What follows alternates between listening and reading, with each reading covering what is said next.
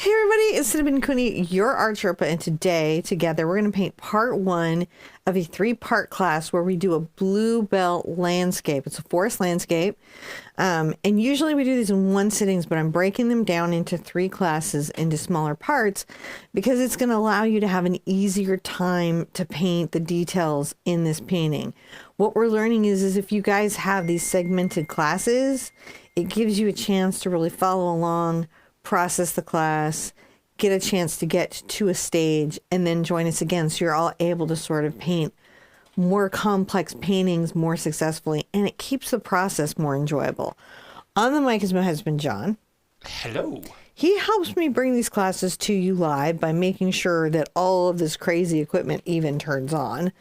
Also, that I can see the live chat and the live stream. I see Dominic. And I see Michelle Coffey and Mary Pate and Amy and Sharon already in chat so that you guys can be here in live chat, that you guys can see the palette and the cameras are pointing at what I'm teaching. What I really have learned over my years online teaching is that if you can see it, if I break down the explanations into like reasonable enough bites, you guys can actually really paint. You just need that extra little bit of guidance through the process to find your greater success. And that's what these three-part lessons are about. They're not about high view counts. They're not about algorithms. They're not about anything other than you. This is only about you, the student, having a successful painting that you feel really good about and enjoy the process of. And so John really helps me do that. So I'm very excited. Yay, John. You're also going to notice that in chat, there are people who are called moderators, and they have little butterflies and little wrenches by their names. When you see a little wrench, a mod is not an art cop on my channel. They are people who've watched, I've made like thousands of tutorial videos, literally thousands, and factually thousands. And they've watched many of them. So sometimes there's a question you have or a resource that they know about, and they're just here to be ambassadors and help you in any way you can. So if you have a question, go ahead and throw that all in caps. We won't think you're yelling. And maybe one of the moderators will answer, or one of the community members, or you might get your question answered live on the show. I want to shout out Heather C. right now, who just dropped a super chat sticker of a cute little emoji dog on us. So I really, really appreciate that to get me going on my journey with this. And I think there's really nothing to do but marvel at the pink of my hair and go over the material that we're going to be using today. It's really pink today. Super vibrant. Yeah? Yeah. What is? My hair. Oh, well, that's how it comes. I just am really happy with that. I was like, oh, the color is just really vibrant today. And the hair is high, so that's always good. John's going to make me tiny, and I'm going to go over materials. Now, I do try to timestamp these videos so you can find your spot again. And now is another thing to make it easier for you. So the first thing we've done is we're doing a 9x12 canvas today. And the reason we're doing a 9x12 canvas today is this is more printer friendly. So you don't have to use an offsite software tool or another tool to enlarge the traceable or reference photo or any of that to work with your canvas.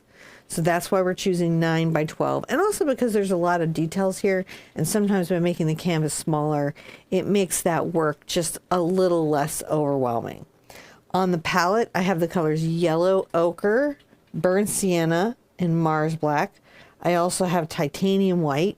And this little bloop there that looks like white is actually not. It is a satin glazing liquid by Golden Artist Colors. This is something, even when you're a beginner, I do suggest you get. Now you're going to notice that the colors are in the descriptions of these videos. And I had a really good question from a community member earlier today about this CAD red medium and this CAD yellow medium and what medium means and what these are. Now for me, those are pure pigment paints that I purchase. They're a little bit pricier. For you as the student, go ahead and get Hue, because then you don't have any of the studio safety concerns. Like when you paint along, you'll be very good at not eating your paint, right? But maybe like in the beginning, it's going to get in your coffee, it's going to get a couple places, and you're, not used to it. So Hue is a great way to go, and it'll save you a lot of money.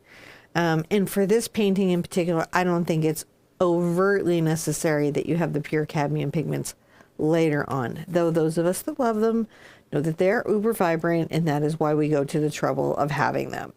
Oh my goodness, it's so great to see everybody in the room. I see Brandy and Ramona and Lulabelle and Carol G. It's just, oh, and Lindsay Michelle. Welcome. It's just good to see everyone. All right. Nothing to do but get into step one and have some art fun. All right. Step one. Now, step one's going to be kind of an easy one today. We're going to paint the whole canvas, a bit of a stain or a ground.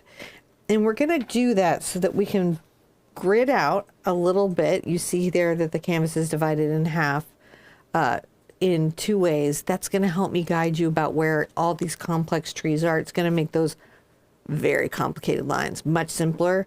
And also it's going to let me dialogue easier about, like, we're in the upper left, we're in the lower left, we're in the upper right, we're in the lower right. So it's helpful to your brain, and it's helpful to me as your teacher.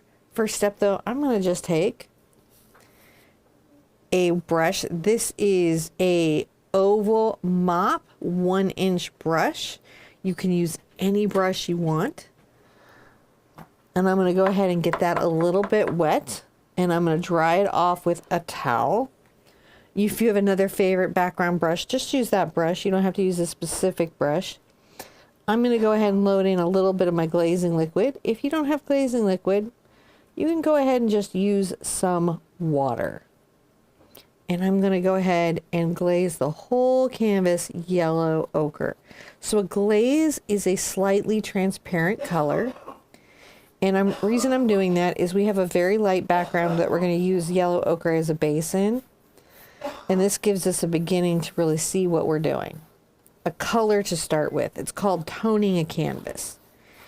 And these sort of tonal studies and background sketches where we create all these detail anchors help us take on more complicated paintings in smaller parts, making them overall easier for us. Right, so I'm just painting the canvas with this. I might grab some more glazing liquid. You can use water if you don't have glazing liquid. You just want to give the canvas extra time to dry and set. I'm just doing a tone. Think of it as like a base. A little base color for the base of your operations. I would say that's much more of an alto color myself. John knows music. He got them music jokes. He got them music jokes. It might be. All right. We get little beeps. Hello, everybody. Okay. Now I want to acknowledge that initially we had scheduled this to start on the 30th, and we're starting on April 2nd. Over what is normally our acrylic April, but we've moved acrylic April to August because I had my little health scare earlier in the year. And then I had another little one last week, so we're just going to be chill today. Chill, chill, chill. Nothing too big. It was a thyroid when they took me off all my thyroid medication. And if anyone out here is hypothyroid, you know that that is terrible. Never Terrible. good when your doctor pulls a Takai and goes, No. "Oh my." Oh my. Yeah, literally writes the word yikes. Your numbers are wild. I'm like, yeah, they feel wild. Maybe I should go back on my thyroid meds. Do you think? Yeah, we think too. So, kind of recovering from that. April's birthday is tomorrow. April's birthday is tomorrow. Happy birthday, April. April, you share a birthday with my youngest child, Luna Bella. So happy birthday to both of you. All right, now at the end of this, I'm going to do a interesting turnaround. I'm going to take a tool. It's a hair dryer. Ooh. And I'm going to dry the whole canvas. Now, when you use a glazing liquid, it can take a little longer to get the canvas completely bone dry. And during that time, you guys can chat with each other, and John will chat with you, and we'll try to mute this so you don't have to listen to the paint dry. But John is going to watch it dry. Okay. I'm going to mute, and then I'm going to push this button which says we can have a commercial break. And that's because if you guys are gone away because you don't have YouTube Red or whatever it is, sorry. So if we push the commercial break button during the hair drying session, then it gives us this little countdown timer so it won't auto insert another ad for a minimum amount of time, which is good because then you have almost, if I think that it's like 8 or 12 minutes. So, and that's generally about how long a step is. So if I try to put the commercial break button, if I push it at the steps, then it seems to be the least intrusive. That's why she's not like mid-sentence and it auto-populates one.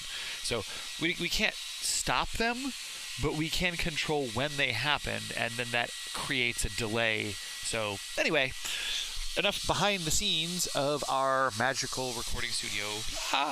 It's a free service that YouTube provides us, so we're super grateful that we get to keep going live and providing it. And you guys, thank you for all the patron support, for all of the super chats, the likes, the comments, the subscribes, all that stuff. It makes everything we do here possible. I mean, just so much more than you know. Really grateful, and it's what we love doing. So, you know, I get to sit over here in my little chair and just kind of push the little buttons and watch you guys and chat with you guys and watch paint dry. I mean, that seems like the most zen activity one should have. I want to go watch paint dry. There's no drama in that at all. So that seems to work out pretty good. All right, let me go turn you on air. Yes. You were saying. I was saying what? I don't know. Me either. I don't even know. I know that this is step 2. Step 2. Now, I'm going to try to use my chalk tool, which is a Taylor's chalk tool that I get from Joann's. They're called a Dritz chalk tool. And they're used to mark on fabric. And because they're used to mark on fabric, they tend to disappear on our canvas. If it is too light and you can't see it, or if it's too light and I can't see it, I will switch to a pencil. But I would like you to stay with chalk, because pencil's super hard to remove on a surface. Let's see how we do with this. First thing is I'm going to divide the canvas in half vertically. And it looks like my chalk is going to work well enough for me. We'll find out if it works well enough. You know what I can do? I don't even have to do this. You can dance? If I want to, I can use yellow ochre again. So I'm going to take my yellow ochre again. Don't do this. You use chalk. And I'm going to come down and vertically draw a line. And you can see that really well. Sometimes I do things so that you can see the line as much as so I can see the line. Now, once I've done that, I know that my canvas is 9 inches. So I'm going to make a little mark here at the 4.5 inch mark. I'm sorry I'm using inches. I'm merkin. It's like between the 11 and 12 on the centimeter mark. So 11.5 centimeters, I guess. I'm bad at centimeters. Shh, don't tell anyone. But this is why we don't have a math channel. We are never, ever, ever coming for Kumon's business, right? They have a safe business from us. Yeah. The math tutor is not worried. We are a appreciator of the Kumon's training and bonus material. So we were and Brilliant, which doesn't sponsor any of my videos, and I don't even take that as insulting. No. So by dividing the canvas in half and half, we create a language where I can say, hey, we're going to work up here, we're going to work here, and also spatially, how far does an object go and wander? So it gives us choices besides using a traceable. Nothing wrong with using a traceable. And when we finish today, I will make a traceable from this work. But sometimes it's nice to know how to construct a painting from scratch. And we've been doing that a little bit. I did that in my last Zoom with my patrons. And that's my very awkward way of saying, hey, I have a patronage. And if you'd like to be in Zooms with me, you could go over there and check that out, because we have these weird, strange, fun one-on-one classes where we do odd things and fun things and play art games and learn different art skills. So it's pretty awesome overall.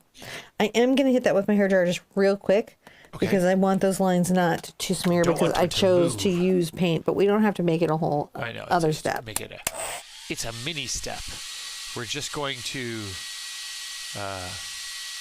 dry those little lines a little bit. It won't take but a moment. And you guys can, you know what you can do while you're waiting?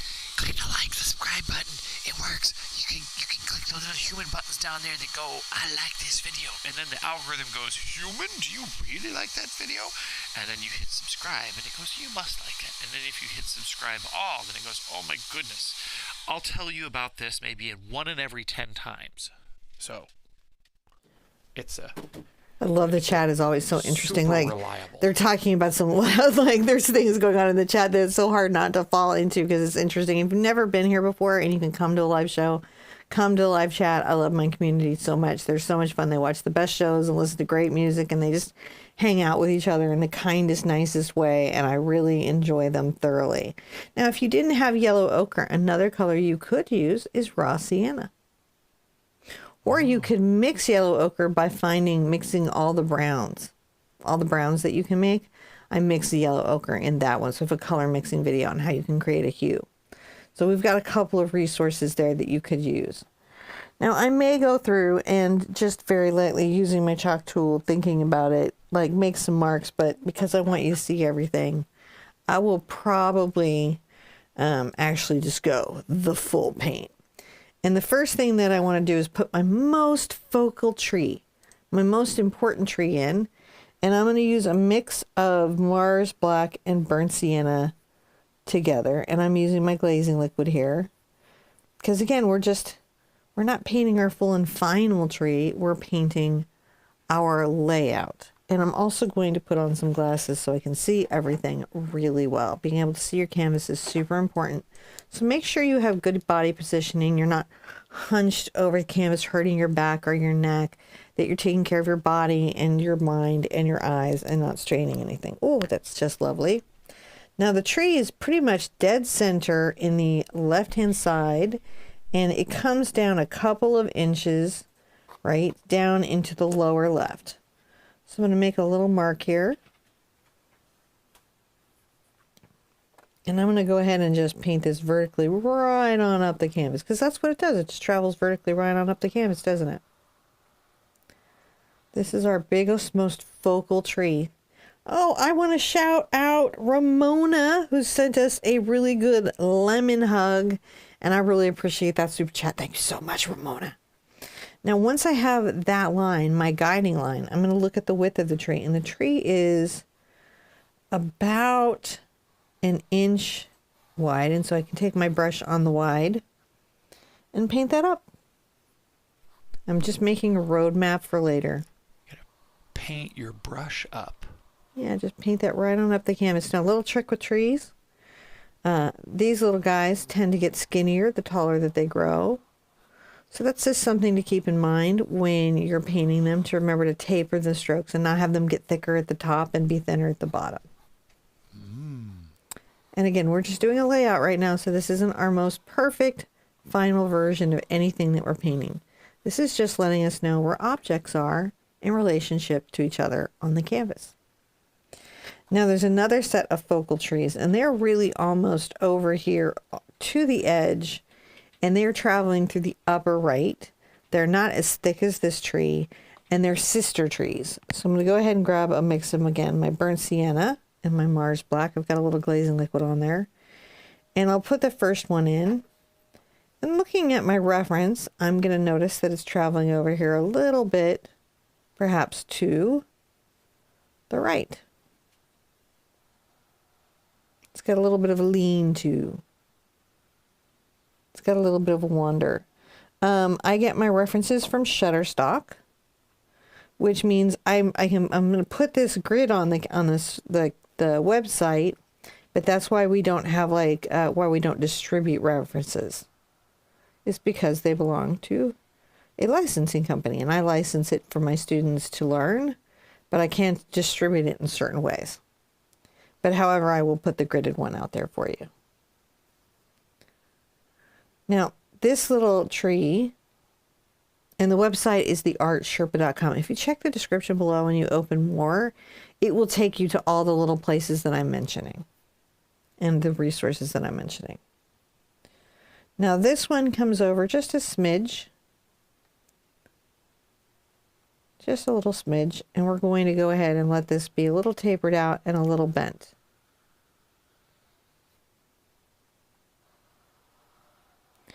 The thing to remember about reference photos, even in landscapes, is that they are guides and we're not stuck with them. If there's a tree we don't like, if there's something about the reference we don't like, we're allowed to change that. We don't have to copy it exactly as we see it. That isn't our job at all. Well, that's pretty good. These are very big objects that we're working out and putting in as we lay out what we have going on. Now, another really important structural object in our painting is the path through the forest.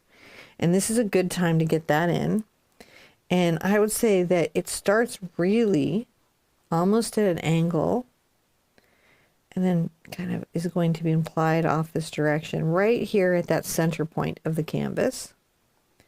Comes over to the midway over here in the lower right, and we're going to make a little bit of a curve. Imagine a Hot Wheels race car track. That's all we're doing. Oh my, Dominic. Thank you so Dominic much. has given me a really incredible animated It's an sticker. animaniac. And I really appreciate this super chat. Thank you so much. You guys have done so well with these 3-part classes. We're going to continue to do them for a little bit. Not only are they helping me get through, but they are also helping you guys get through. So I love it when things are about us and our experience painting. I always find that to be the best. So my lower line is in the lower left. I'm going to come over a couple inches from center line and just start to put that path in. And then the finish of the path, believe it or not, is up in this upper corner. This is how we get perspective, atmospheric perspective on the forest path. And I'm going to join this to the path over here, and the path over here is going to end up being about a ½ inch wide. And so even though we have lots and lots and lots of chances to paint and repaint, sometimes laying these things in this kind of way at the beginning really helps us have a good time later. Then I can go in almost a curve stroke. Not that the stroke curve is that important. Sometimes it helps us set a path, though, in our minds right off the canvas. Paths on and off a canvas are really important compositionally because they invite the viewer or the painter into the world we're creating. So they're always lovely to have. And then this really tapers as it goes off the canvas and then vanishes. And we'll really vanish it into the flowers. Uh-oh. What's that? That's my alarm. Read what it says. I don't know what it's for.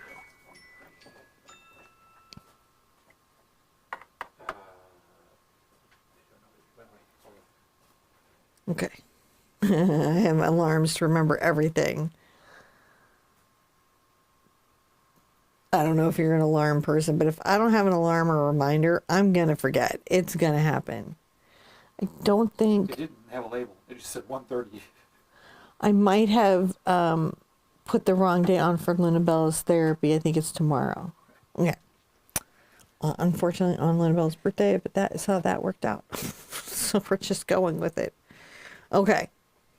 So this is doing fairly well. Now let's set our horizon line a little bit. Our horizon line, I'm going to come back in with my yellow ochre again and a little burnt sienna. I'm going to mix those together just to create a slightly different color so I know that they're different than the dividing line here. And I'm going to come up about an inch from above. Yep. And that's about the width of my ruler from above the center line. And that is where my furthest, most distant point on my painting begins. That is the background. So compositionally, we've done a lot of laying in our landscape, interestingly enough. We're doing pretty darn well. We've got a couple more trees and things to do, so we're going to get back into those. But let's call this a step because that's a lot of getting laid in. We're going to kind of break down this laying in process a little bit. So this is where we want to get to go on to step 3. Okay. Couple more big focal trees. Couple more we want to pay attention to them. Now, almost where the path is vanishing on us, right here is a kind of, well, it's still a focal tree, but it's a lot further away and it's a lot thinner. So I'm going to paint another line going up from the path and off the canvas in the upper left of the canvas, creating another little tree line. I'm really looking forward to getting to set the shadows and highlights. One of my favorite things about these types of forest landscapes is the fabulous light and shadow stripes that you get to do across it that give it a lot of dimension, and we're really going to enjoy playing with that. Now this one is almost exactly in line with the other one and isn't quite center. It's a little closer to this tree, but it's center-ish. So almost on the same parallel here, but a little closer to this tree.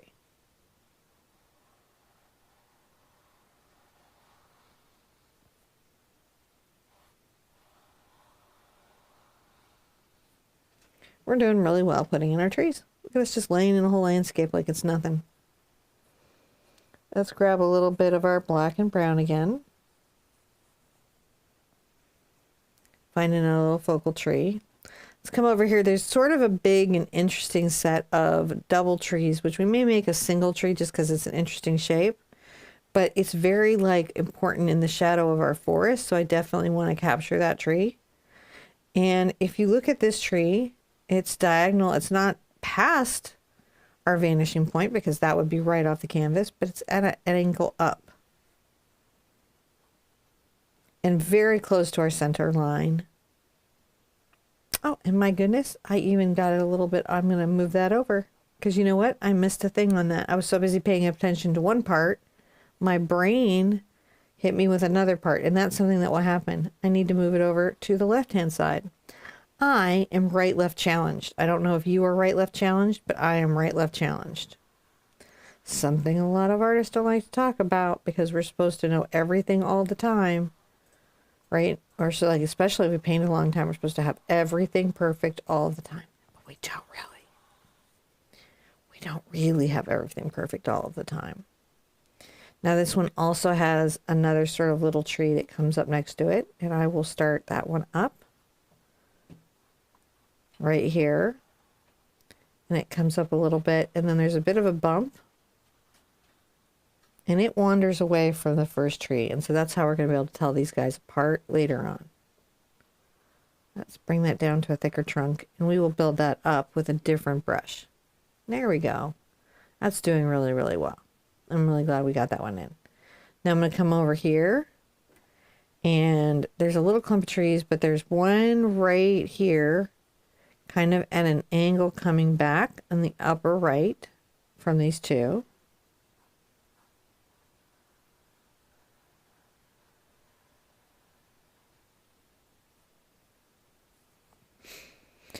When we've laid in our trees and shadows, we've done the hardest work of this whole landscape.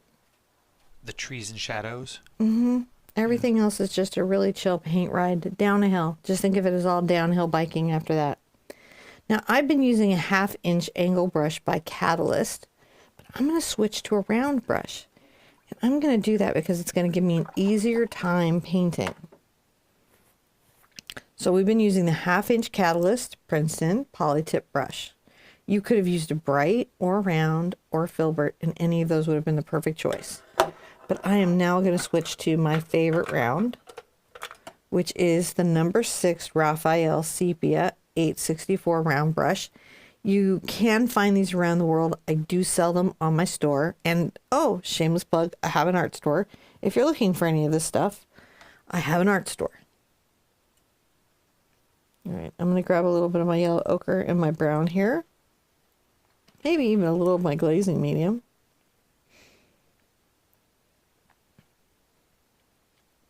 And I'm going to come a little bit at an angle almost all the way to the back here. And I'm going to put in, adding a little black, another little clump of trees. This is another pair of sister trees.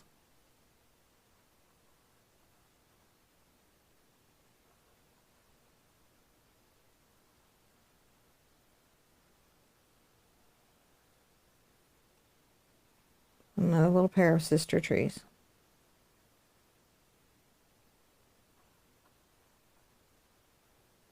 So this is going to kind of come at an angle and go up off the canvas.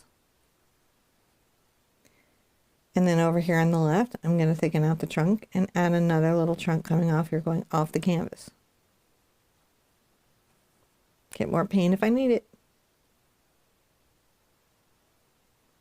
A lot of painting a forest is lining up and laying out these structures. So instead of buildings, what we have is a lot of interesting vertical lines that we're dealing with to create our forest. Yeah. I can see it. There's another fun tree over here I'm going to paint in. I'm grabbing a little burnt sienna and Mars black. And I'll go ahead and put some glazing medium in here just so that the paint is flowing well for me and I can paint that little fella off. So if this is here and this is here, right up in that center, I'm going to plant this little strange tree. And this little guy is going to have sort of a little bit of bend to the trunk, kind of bending left and then coming back right. And then we have this really strong branch going off towards the right. That's going to really make this tree feel like it's got a bow to itself almost. Right up to about the halfway point. Go a little bit past. Take a branch off. I sound like an airline pilot. We're going to be going over now to the upper right. We're going to branch off a little bit. Now this little brush stroke should be thinner than the trunk it is attached to. But that's how we're going to get that little tree put in there. That's nice. We've got that one in. Now let's call this a step and take a good look at our canvas.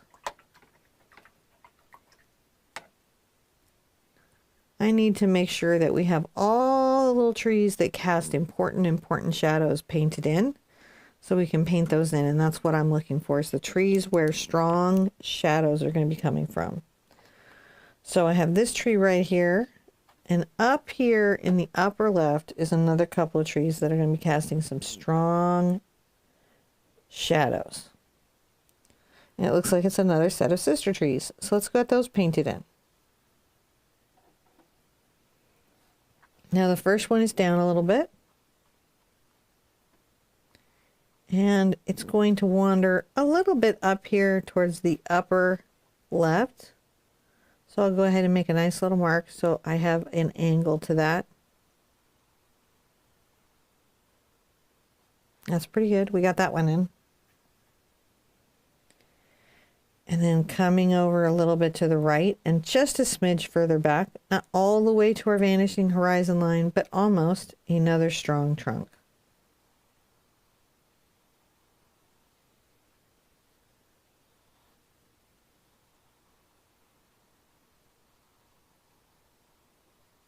Just little brush strokes.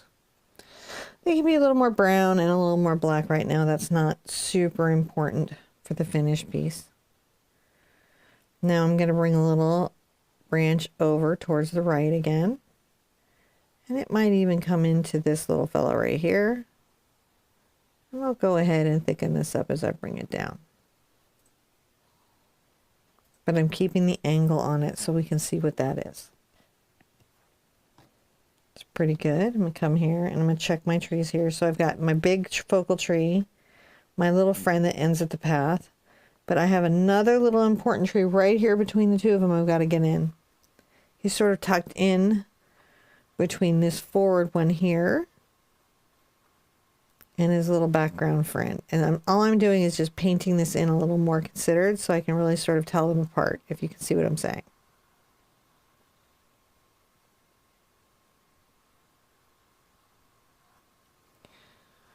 Just getting these painted in a little more. Now I'm going to make a slightly thinner, but still connected little branch right here. It doesn't quite touch this one, doesn't quite touch this one. And there's a little sliver of light. If you lose the sliver of light, we're coming back to paint the sky later. You'll be getting it back. This is just thickening up that tree into that interesting tree shape in the background. Now the burnt sienna you're using is naturally a bit transparent, isn't it? It's very transparent on its own, and I'm using a glazing liquid, which is also making it very transparent. This is kind of an underpainting and a blocking in, and almost like a line and wash that we might do in watercolor. So as a painter, we have our major structures in before we try to put in all this fun and enjoyable light work that we've got to do, where we have lots of shadows and interesting moments on the forest floor that give us all of that foresty perspective. So right almost directly above this. And almost to the background is another little upward tree. There are many, many more trees than the ones we're currently painting, and we will get those in. But right now what we're doing is the big focal trees. The trees that tell the story of the light and shadow that's happening.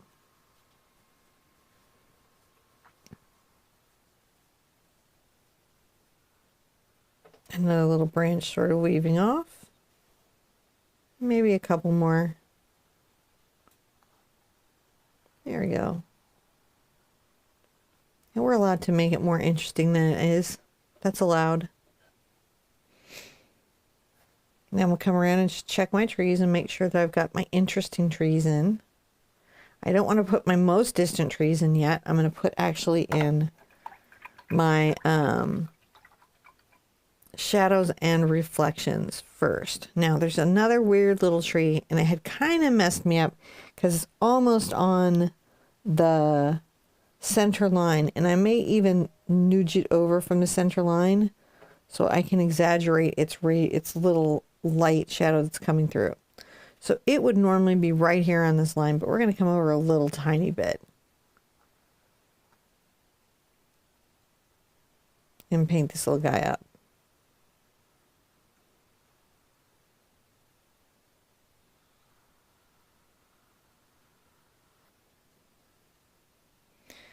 All right, we're almost getting to a point to like have a little breath.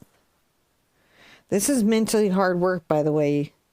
Just so you know, this is, if you're feeling this is challenging. I'm gonna come down like midway and bring up a little branch over towards the right. Just bringing that little branch up. And we're gonna have lots and lots and lots of little branches that come up. Like this little tree has another little branch going off right. We have lots and lots of little branches that are coming up that we're thinking about and we're talking about.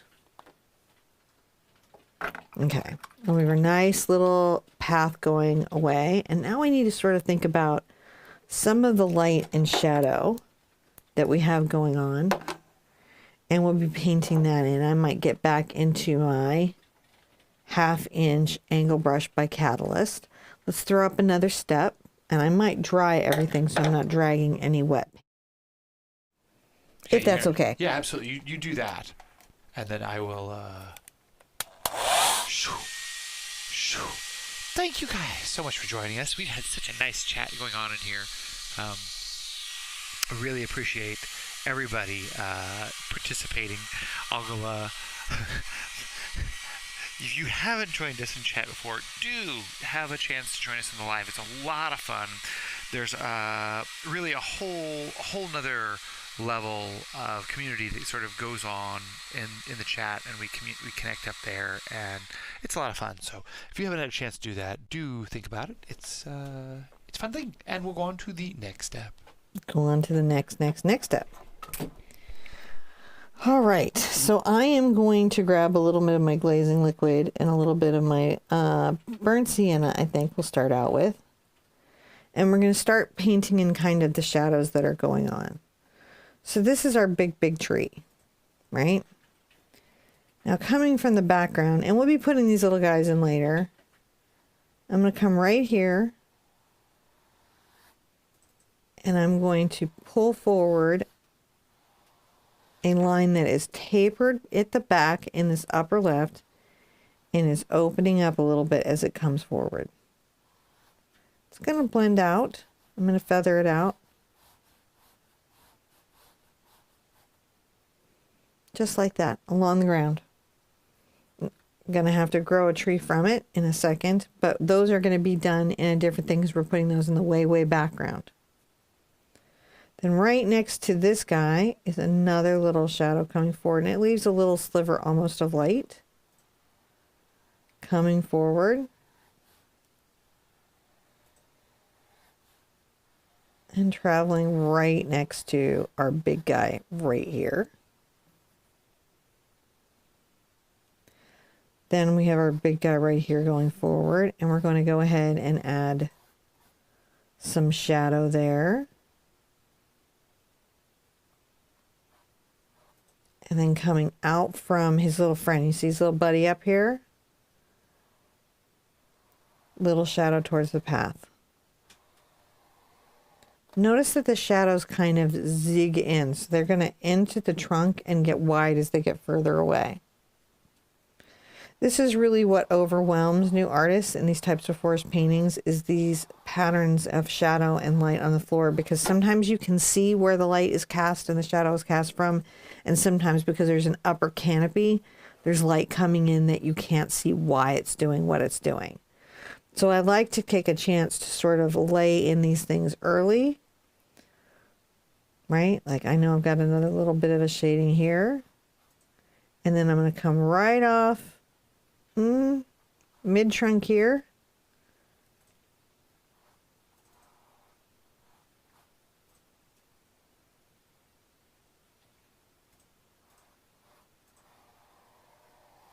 And a little bit of a join in there.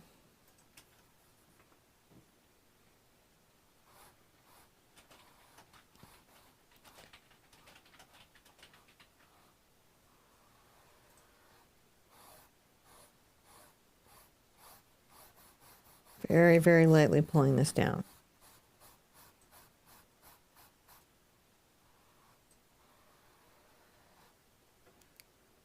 Casting shadows across the forest floor. Some of these will get darker as we paint. Like we're going to shade in our path and a little bit of our base of our trunks. We're creating the complex map. If we were doing a rose, this would be like getting on all the shadows on all the petals early, so that when we go to put in our forest floor and we're putting in our purples and stuff, we can have some of that worked out ahead of time. Look at us go. Yeah. Okay. Now I'm going to come back over here, and I'm going to make that tree a little bit thicker now that I'm looking at it. A little more focal.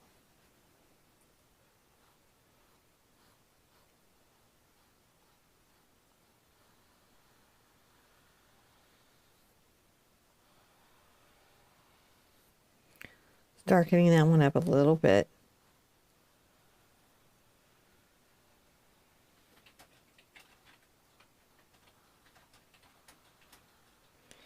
It's easy to add to a tree. It can be really hard sometimes to subtract from a tree. So that's why I like to build these things up slowly. Now there's this sort of light and then a bit of shadow. So I've got to bring a little bit off this guy. But I need to know that there's nice light that's casting through here that I'm going to be picking up on. There's also coming off this far side.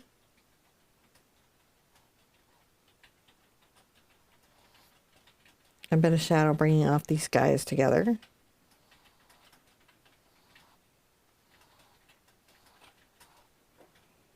There we go. And we're going to fan in a little pocket of light and shadow coming through here.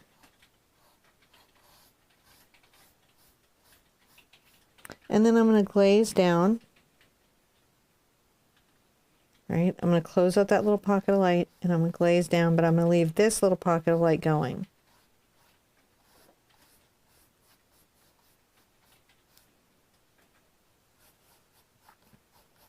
And then feather that back a little bit.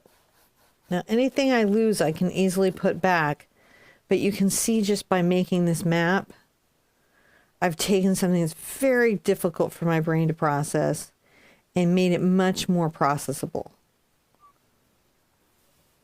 And come here and I'm going to look at this tree right here. And this little tree has a shadow coming forward. Let's get some glazing medium.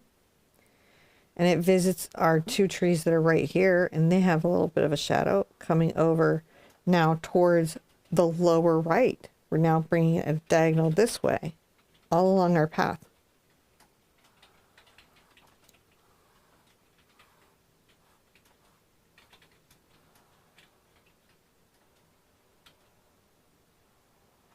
It comes at a diagonal through our midline here, and almost all the way off the canvas over here.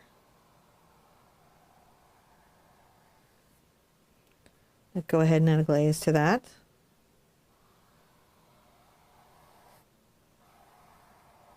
And you can see that I'm lightly feathering and playing that out as I go forward. But just letting that have a pattern on the ground really helps me see what I'm dealing with. I'll put my glasses back on because, oh my goodness, is my brain working overtime. This little guy right here.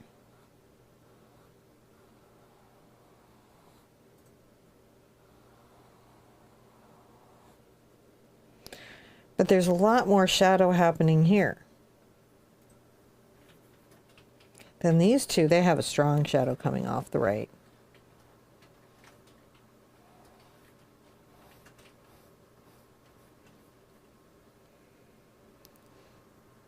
I'm going to take, let's call it a new step, and we're going to take a little black into our brown. All right, and then we're going to come into our path here and really darken this up a good bit. And I will pay attention to the little curve of it. Pay attention. Pay attention.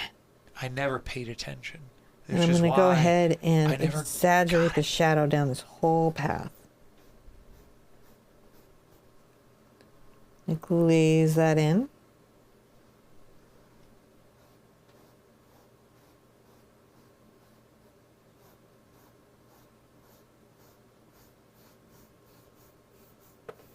So now we have a nice depth on our path. We understand how dark it is into that point, right?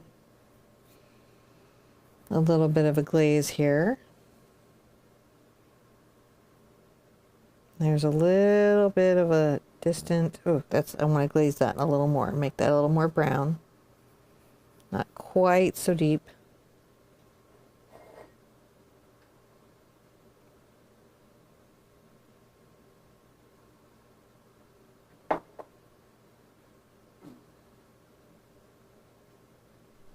So what brush you got there in your hand? This is the 1/2 inch Catalyst by Princeton.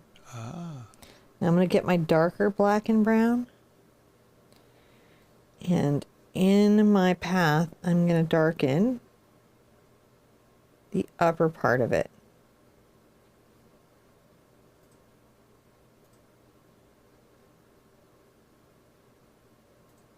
And kind of bring that down a little bit because it catches a little bit of shadow, extra shadow in the plants that are going to be going up it. So I just want to show that that's happening so that I can exaggerate the light that's going to be coming down on that path later.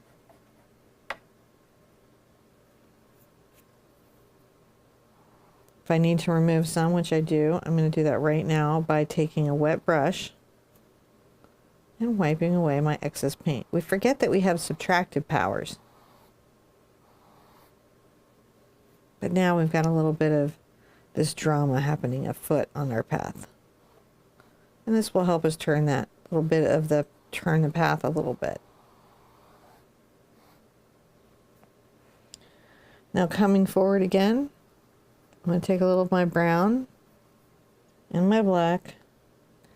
And I'm kind of going to acknowledge that really from through the center line and off here is quite dark again on the canvas. And paint that in a little bit darker.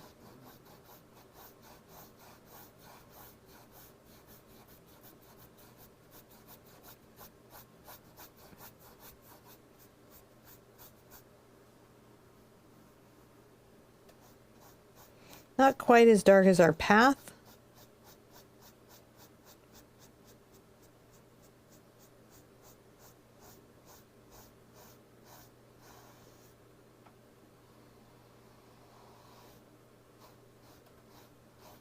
But definitely showing that that is more in shadow in our painting.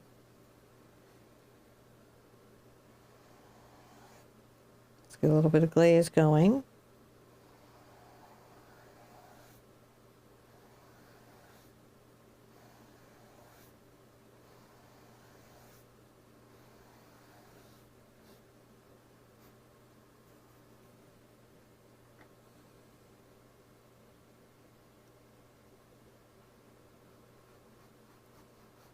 We're going to take this back here a little bit and glaze again.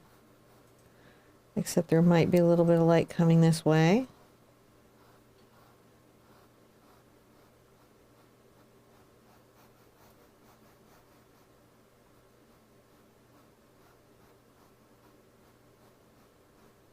So we'll come through here. You can see it's sort of a medium light little glaze.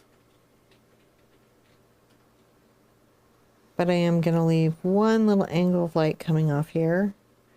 Maybe a little more radial out that way. Glaze again.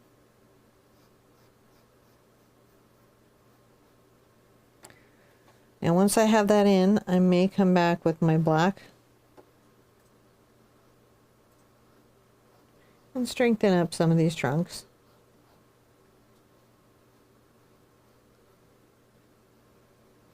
And some of their shadows. Because why wouldn't we strengthen their shadows? We'll strengthen up a little bit of this black.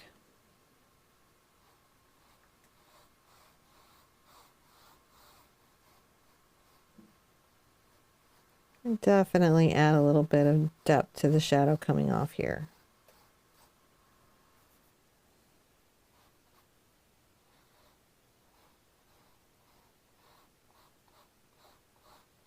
Just giving ourselves a little roadmap. Having a little depth to the base of the trunk here. So that later when I come in to put the rest of the very complex forest in, I don't lose the forest for the trees. Because I have so many more trees to paint even after this. This is why a lot of artists don't take on these landscapes, is because they are like a puzzle. And we have to put all the little pieces together. And we have to see how those little pieces and lines relate to each other to really construct the overall image and have it read correctly and feel like we're looking at a forest floor where there's dappled light that's coming across and, you know, enchanting us in some kind of a way. May go ahead and kind of glaze back here a little bit. So it's in light, but it's not the brightest light. Just a little. But we're going to have it be pretty bright later. All right. Now, that was a lot to do, guys. Like, getting to here is seriously the work. It really is, seriously. But you get this much.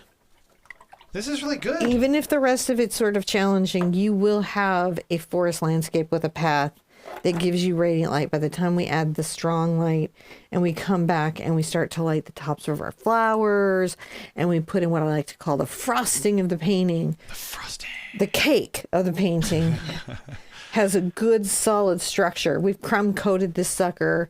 We have got the fondant rolled out. It is on. Right? The structure that we're going to build our complex, wonderful little dessert, our little painting amuse booth is built. And I will make sure to get a photograph of it at this stage. We take step-by-step photographs as we go, and we timestamp. So you have those references to absolutely anchor onto. Oh, Virgo's here. Virgo rules. Hi, Virgo. It's so good to see you. And I see Phyllis. Did I miss any questions before we go? I don't know. I've been... John's been busy, like, tracking me because I've been, like, here and there. And, oh, you know, I've been Roy Kent. Roy Kent, I'm here, I'm there, I'm everywhere. Roy Kent. So I did my own bleep. You did awesome. I bleeped my own bleep. You're so bleepity. We have missed you too, Virgo. And Ramona Razy's happy to see Virgo, and I see Carol G and Heather Jacobs, and everybody's just super happy. Amy's saying, hey, this is really pretty. I'm excited for the rest of it. Yeah. And I'm excited for the rest of it. I think we're going to have a lot of... Now, if you don't know this, I have a Facebook group that's dedicated to my students. You do? I do. And it's a very moderated group. I know on Facebook sometimes we don't like moderation, but this is the kind of moderation where we don't let people be mean. So it's the kind that you like. And it's a safe place to share your beginning paintings and your first attempts and your first tries at things. When's the next part? The next part is going to be this Thursday at 1 p.m. live again. We'll be adding some color. We're going to come back and do these very distant, very busy little background trees. And I'm going to show you some glazing techniques to push them back and some painting techniques and some lighting techniques to make them feel like there's light just pouring through them. That's so bright. You want it to feel like you're almost going like this when you get into the light. Like you're. Do we get to use purple? Yeah, we get to use purple. That's a good color. It's a great color. We get to mix some purple. We get to use some purple. I always think that is going to be like one of the best things I think so. ever. I hope you guys are liking these 3-part lessons. We just finished a still life, and the group is the Art Sherpa official. Oh yeah. And that's not because people were like making spam groups, but it's because I let people make fan groups. And so I just wanted you guys to know there's one I'm moderating. The official one. This is the official one, but sometimes people want a different kind of vibe in their group where they paint on rocks or they paint with several painters. And so that's why I have it. This is official. We have a Discord channel where you can share. You can share on Pinterest. You can email me directly. So there's a lot of different ways that you can share the artwork. But I really like the Facebook group. And it has the 3 questions of entry to make sure you're a human being. I'm sure that that's going to become ever harder to check as we go forward in today's wildly changing technology world. But we do, ask you stuff like, what's your favorite tutorial? Have you ever seen me before? Have you read the group rules? The group rules are pretty chill, and they're all based on keeping people from fighting, because that's our big thing. So you have a safe place to share art, and you have a place to not be in conflict about it. Definitely go by my website, theartsherpa.com, and sign up for the newsletter. I'll be sending in a newsletter about this program and the links from last week's program with some updates. If you love awesome artwork like this and you want to be part of our Team Sherpa support team, I have a Patreon, and once a week we meet and do a Zoom class at the $15 level. And then those are edited and replayed for everybody. If you want to go beyond 15, we've got art coaching and all kinds of other things as potential additives. But really the level I think is the most exciting is the Zoom level, because we get together and we're really goofy on Sundays, and sometimes a different day, because Sundays can be challenging days to meet up, but we're just goofy, and I like that about us. So that is going on. April, you are the best teacher on the web. Love y'all. That is really nice to hear. I really appreciate it. And I really appreciate you guys being super supportive. I know we had a weird little setback last week where they messed up my thyroid medication a little bit, but they've got it. They're starting to nudge it the right direction again. So I'm coming back, everything is 2 steps forward, 1 step back, and we're just going to be easy with ourselves. And we're going to remember this is a game, not a goal, and we're here to play and paint, not make ourselves crazier in another aspect of our lives. Because I don't know what your life is like. My life can be quite hectic. So I don't really need my canvas to be that hectic. I like this to be a play space where I'm not so worried about the outcomes. They're not so intense, right? So I want to make sure that it stays that way for you. And I just really love everything here. So I can't wait to see your versions of today's. I'm going to see you next Thursday at 1 p.m. And as always, be good to yourself, be good to each other. And I want to see you at an easel really soon.